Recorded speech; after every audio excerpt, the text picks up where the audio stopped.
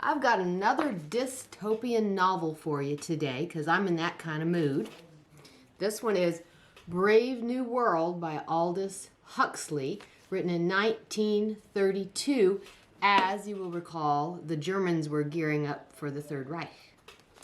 So he's talking about communism, socialism, that sort of thing. In the Brave New World, everyone worships Henry Ford. Henry Ford invented assembly lines, so everything is so many years after Ford, and we're 600 years after Henry Ford, and everything's automated. So you go to the baby factory, which is literally a factory, and babies are not born, they're decanted. They take an ovum, and they take a bunch of sperm, and they see which one will fertilize the ovum, and then they multiply that one egg up to 96 times to get 96 identical people out of it.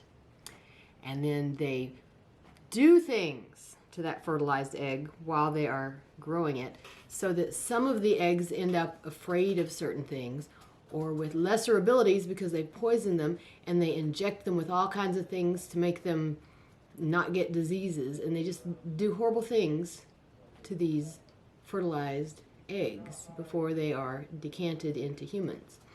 There are no families in this world because families are scandalous. You had a mother, you were born, what? Oh my goodness, no. Everyone is just a ward of the state, and they all just live together in these dormitory situations. They have their own room, but they never go in there except to sleep because they don't want to be alone. They're socialized that they have to be with other people all the time, and that they have to consume goods, and that they have to do their little work and not understand anybody else's work. So they're totally helpless. If they were stuck out in the wild, they wouldn't know what to do because all they know how to do is their one little job. They're completely dependent on the state. And into this mix, we meet a guy who's a little bit unhappy with this way of things. The theory is that something happened to his fertilized egg and he didn't come out quite right. He's a little shorter than everybody else.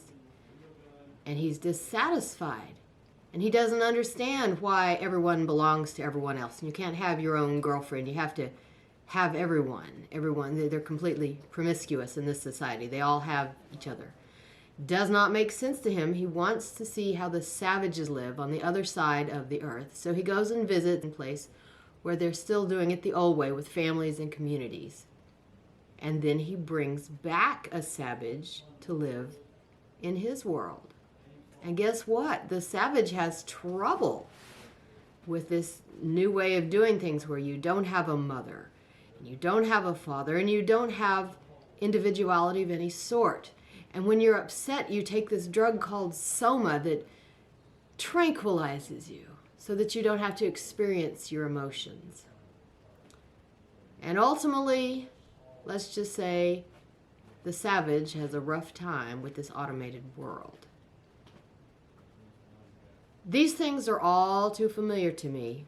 I just see some warning signs in our world. I want you to read A Brave New World and whatever other dystopian books you can get your hands on, and I want you to think about what's going on and whether you want to go there and take the consequences of just living in the world as it is now, rather than taking a stand and saying what you want to say. Until I see you again, make time for tea and a good book.